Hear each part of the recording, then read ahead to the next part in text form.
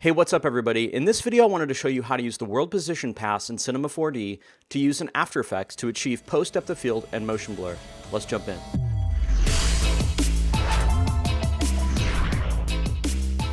Hey, what's up everybody? This is Chad from Greyscalegorilla.com. This is a video that was on Vimeo for a while and explained the process of extracting a zpass out of the World Position Pass in Cinema 4D. The Cinema 4D zpass is a little bit funky and won't work for post depth of field. So in this tutorial, I'm going to break down how to use the World Position Pass to get a good depth pass to use in After Effects to do post depth of field. Then I'm going to show you how to apply the motion vector pass to use in After Effects for post motion blur. Let's get started. Okay, so here we are in Cinema, and we've got this shot that I've created with all these coffee beans falling through the frame for our coffee bean commercial that we're working on. And we need to do this macro, nice depth of field, little motion blur action going on in the shot. We want to create this really pretty product shot, but we don't have a lot of time. In fact, we don't have a lot of time, and we don't have the render power to do in-camera depth of field and in-camera motion blur. So we need to do it in the comp, in After Effects. All right, you heard me say that the zpass coming out of Cinema is incorrect. Well, why is that? Let's take a look at it and see exactly why that is. So let's go down and grab a depth pass, and let's render it out and see what it does. And I'm going to show you exactly why it's wrong. Okay, so here's our depth pass rendered out of physical. And you're saying to yourself, well, it looks right to me. I've got, the right amount of depth going on. It looks good. I feel like it's right. Well, it's not actually, because most plugins that you use to do post depth of field, the main one being LensCare, depth of field, it actually is expecting to see white being closest to the camera and black being furthest away. Well, this is physical actually inverts that, or Cinema inverts that. So if I jump into my filter tab over here and I say enable filter, I can just show you what that looks like by inverting it. So this is how most programs would expect to see a zpass. It's not a big deal because LensCare, you can actually flip it in After Effects. You can tell it to interpret it, as opposite. So that's not really why this is wrong. The real big reason this is wrong is because of this. Anti-aliasing. Anti-aliasing is the enemy of a zpass. Why? Because zpasses work in luminance. So every step of luminance is a depth, a measurement of depth from the camera, essentially. So imagine, this gray coffee bean is, 50 centimeters away from the camera. This background is maybe 200 centimeters, whatever. So every single value, every pixel value on the screen is going to be associated with a depth, right? So we've got this problem. We've got this anti-aliasing. So we've got these nice smooth edges. What that does is it introduces gradients. See this gradient right here, these 5 or 6 pixels that I'm mousing over? Well, that is going to screw up LensCare, because LensCare is going to say, well, I don't understand where this pixel is in terms of the scene. And what that's going to do is it's going to introduce weird fringing and little problems along the edges of your render of the depth of field. So how do we fix this? How do we get rid of that? Well, a lot of people would actually create a whole separate take or a whole separate render and turn off anti-aliasing and do all this crazy stuff to work around this problem. Well, I'm here to say there's a way easier way of doing it. And if you follow these steps, I think you'll find that it's well worth it. It works really, really well. So let's turn off the filter and let's get back into our layer. And we are going to talk about how we're going to do this. We're not going to actually even use a depth pass. We are going to use what's called a World Position Pass. WPP is the initials that you may have seen. So let's go talk about World Position Passes.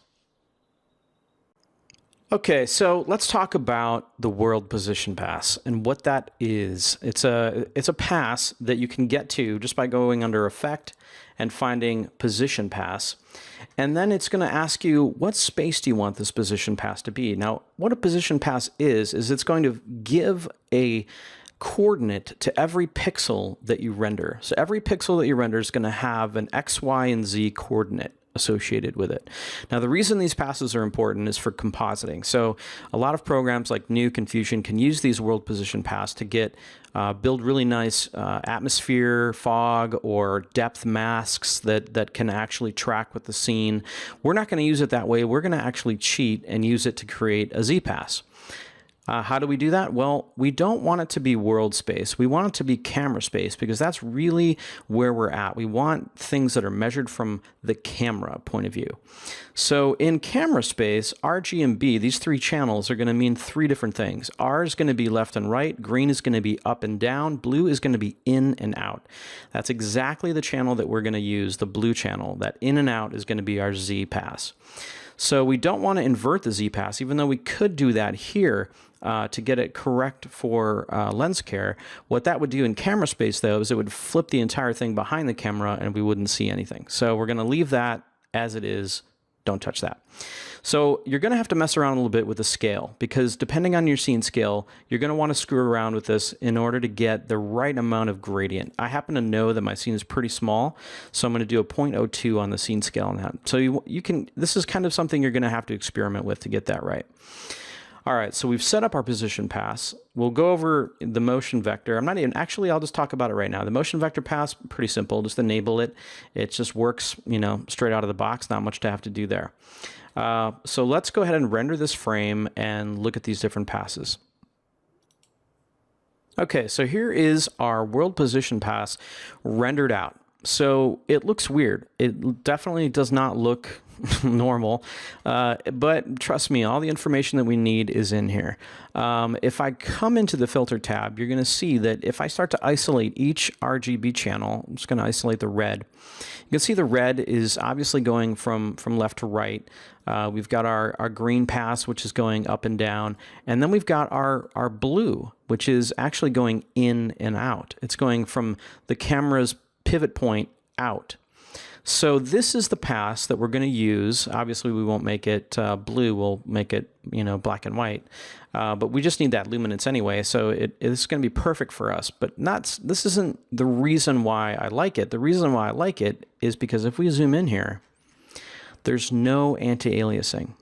And it actually takes that value of blue all the way to the edge of where the anti-aliasing would take place. So let's just dive back into the alpha channel, and you can see I still have the blue channel isolated here, but you can see this is the anti-aliasing here that's happening in my scene. We've got, like, you know, 4 or 5 pixels of gradation. If I jump back into my world position, boom, it actually covers that entire span of anti-aliasing. So this is going to give us the perfect edge for doing our depth of field with lens care. So we've got that working. We've got our motion vector pass, which I'm going to go ahead and turn off my filter for that. We've got our motion vector pass. We've got our world position pass. And we've got our alpha. We're actually not even going to use the Z pass that we set up before, but we'll just leave it just to be safe. So now let's set this thing up for actually rendering it out to EXRs. All right, so I'm not going to get too into the render settings themselves, like the physical settings and whatnot. I'm just going to cover saving this out for EXR use.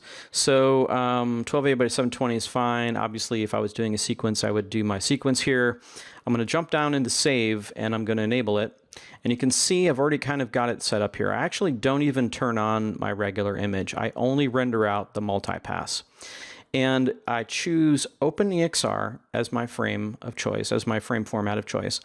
And then I'm going to dive into my options here, and I'm going to choose 16-bit float, zip, in blocks of 16 lines. Now that sounds crazy, like you're thinking, well, why do you want any compression? Well, this compression is really, really good. It's going to keep these EXR files from getting really, really big. And the 16 lines, scan lines, is going to be something that After Effects will read faster than any of the other compressions that I've tested. So let's go ahead and hit OK. And it's actually 16-bit float, but it's still float. Don't worry about this. This is just something that you can't change this. It's actually going to render out 16-bit float, half float. This you can't change. Don't worry about it. We do want to turn on multi-layer file, and layer name is suffix. That's fine. If we have an alpha, you want to make sure that you got your alpha turned on. In this case, we do, so I have it turned on up here. and just, naming it something very obvious and putting it in an obvious place. We don't need to do anything else but that.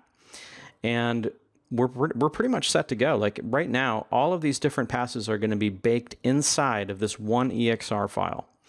So I'm going to pause the video and we're going to jump into After Effects and take a look at what rendered out.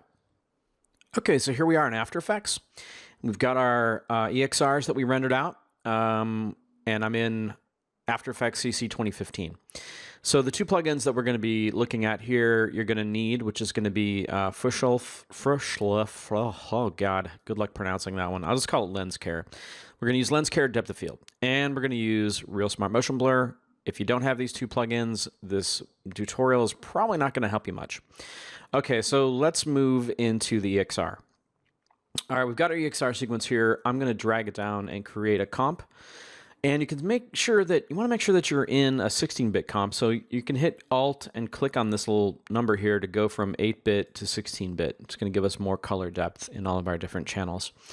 So we brought our EXR pass in. Looks good. We need to extract all of the different passes that we put in here, the zpass and the motion vector pass, out of this EXR. How do we do that? Well, we're going to right-click in the effects panel, or you can come over here and search for it. Doesn't really matter. And we're going to go down to 3D channel extractor. An extractor was made by this F Nordware place by a dude named Brendan Bowles. And what it does is it extracts all the different channels out of your EXR and allows you to shuffle them into RGB and alpha in any way you want. So if I just click down in here, you can see I can choose out of my layers. You can see all my different passes that I set up are actually sitting inside the EXR just waiting to be released. So let's say if I go to motion vector pass, for instance, and I hit OK, we're going to see our motion vector pass. If I say, oh, I want to see the world position pass, I can say, okay, let's look at the world position pass. It's really dim, but you can see it's there. So this is how we're going to extract all of our different passes out of our EXR to use them with the Depth of Field plugin and Real Smart Motion Blur. So I'm going to open up the comp that I made when I put together that little behind the scenes coffee video. And we're going to walk through that step by step, and then I'm going to show you how to create it by yourself. Okay, so here we are in After Effects. We've got our comp loaded, and I'm just going to walk you through how this comp was built, and then we're going to dive into the zpass. So starting with just our base render, this is what came out of physical, out of cinema. In fact, let's just kind of make that bigger. So there's no depth of field, there's no motion blur, and it doesn't look very photographic. So we need to add that depth of field, that motion blur to make this really come to life, and some color correction as well. So the first layer is an adjustment layer, and that's what you want to use when you're doing post depth of field and post motion blur. They always want to be on adjustment layer so that they can affect everything below it. In particular, the depth of field, if I wanted to rebuild this gradient was actually in the render. I just went ahead and turned off the alpha so that you could see the background. We could build our own background, but I figured might as well just use the one that was built in. So we've got our depth of field. I'm going to turn that on so you can see the effect of that. So there's our depth of field. We've got some nice fall off of the focus. Looks a lot more photographic. Then the next thing I'm going to do is add my motion blur layer, which I'm going to go through all this in more detail later. So the motion blur now adds the motion blur of the beans falling and whatnot, so it looks even more photographic. And then the last one is just an adjustment layer with some color correction, exposure changes, add a little bit of grain. So let's take a look at that. So that's really the final result right there. So how did we get that zpass to work out of these EXRs? So I'm going to dive into this zpass pre-comp that I made. So this is what is driving the frill shift depth of field, and I'll walk you through that in a minute too. So how did we get from a world position pass to this? Okay, so that's the question, because really if you look at what we started with, it looks like. Let me just do this. This is, if you remember what we looked at before, it looked like this. I'm just bringing this back to the square one here.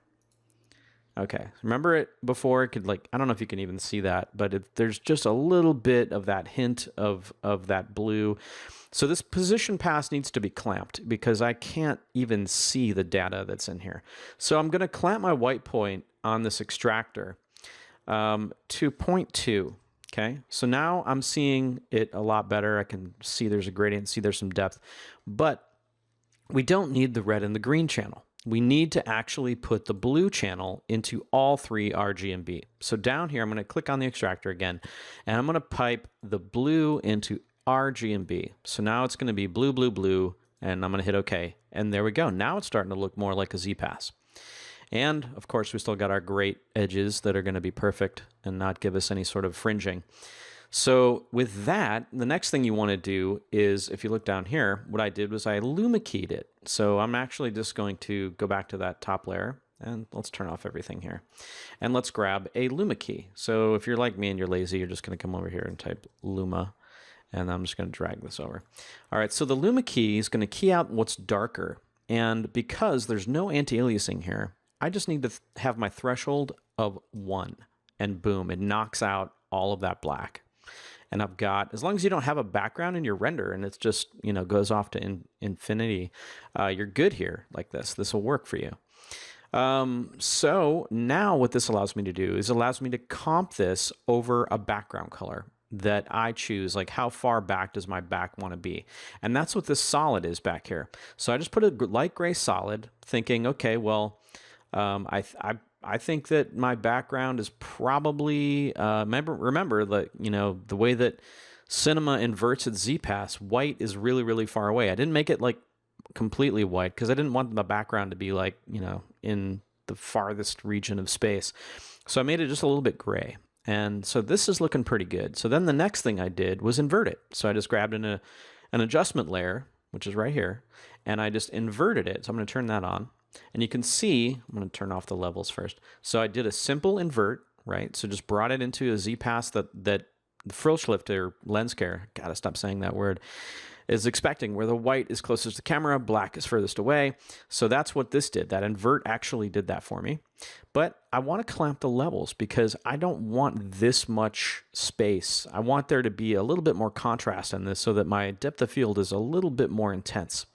So I'm going to hit levels, and all I did in levels was, if I open this up, is I just clamped it. If I reset this down, let me just see if you can see this. You look at your levels, and in our histogram, you can see there's data here in the middle of the histogram. So this is my black, and this is my white.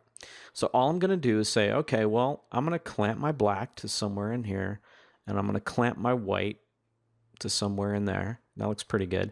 And now we've got what I would consider to be a good zpass for doing post depth of field. I can see there's some, you know, my farthest bean is getting black and my closest bean is getting white. So I know that I'm going to get good depth of field out of this.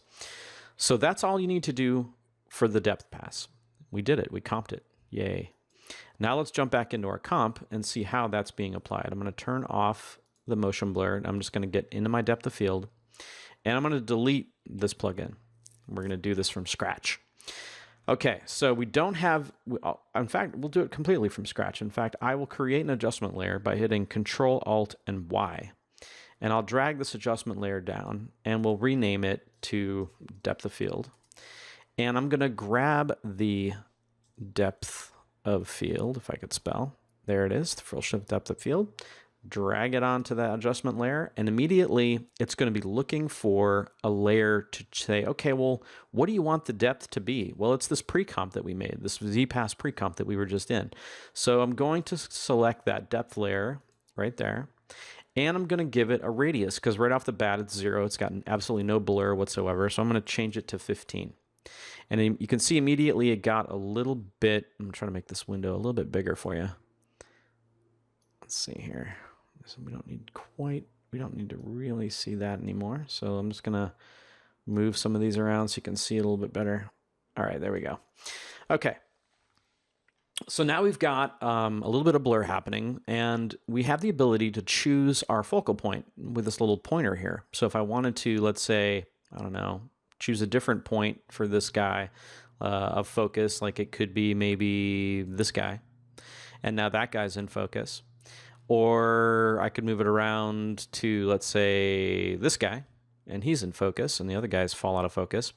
So that's how you can choose a focus. I actually kind of prefer to do it the other way, which is to select show and say sharp zone, and you can see it gives you like this little preview of where your focal point will actually be. And then I can come in here and start to change my my focal point and just kind of walk it back through the scene and pick exactly where I want my focus to be, which is going to be on this bean right here. So with that, I'm going to go back into my normal blur, and I might turn it up just a little bit, maybe like to 20. And you can see, you can barely see it, but you can sort of see in here that we've got really nice edges happening, got really nice blur happening. There's no fringing that you get with the anti-alias zpass. It's working out really good for us. Okay, so now we're ready to talk about the motion blur part of this tutorial.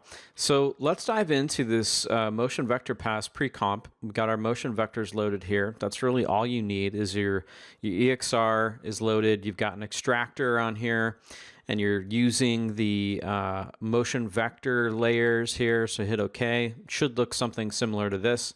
It'll look less intense if things aren't moving very quickly. So let's try back into our comp.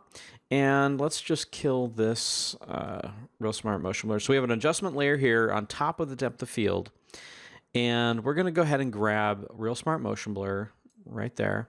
And for the alternate motion source, we're going to choose that pre-comp. So we're going to choose that vector pass pre-comp. And let's turn off the depth of field so you can see it. So here's without it and with it on. So we've got some really nice motion blur happening. Now the great part is because it's on top of the depth of field, I can turn the depth of field on, and it actually works with both, and it gives you really nice edges. We can just make that full screen. One thing to remember is these pre-comps here, the zpass pre-comp and the motion vector pass pre-comp, need to be on top of these adjustment layers, because if these were below these adjustment layers would be affecting those passes as well. So you always want to keep those on top and keep them invisible, because we're only using them to drive these two adjustment layers. So once we've got the Real Smart Motion Blur in and we've got our depth of field already in place, we can start to tweak things in. If we look at our adjustment layer here at the top, I've got a LUT that I've applied. I've got a little exposure change, a little hue saturation, and a little bit of grain. And that's really all I needed to get the look that I wanted. And we can kind of click through here. If we wanted to, we could actually animate the focal point too, like maybe it's racking focus or something. And it feels like maybe the motion blur is a little bit too intense, so I'm going to grab the motion blur and bring that down to like a 0.35. That looks a little bit better. And now we can just RAM preview a little bit of that. Yeah, it's going to take a while. That's the one other bad thing about After Effects and EXRs, is that they can take a little bit of time. So let's just look at this 50%, and let's make sure that we're doing half res on our previews. There we go. That's a lot easier. So here we have our motion blur and our depth of field all happening. If we wanted to increase the motion blur, we could easily do that. Bring that up to like a 6 if we wanted to. Now we're going to get even more motion blur, especially on that guy that's falling down there. Yeah, so that is how you get post depth of field and post motion blur working with a zpass extracted from your world position pass. Hope you enjoyed the tutorial. Hit me in the comments with any questions, and we'll see you next time.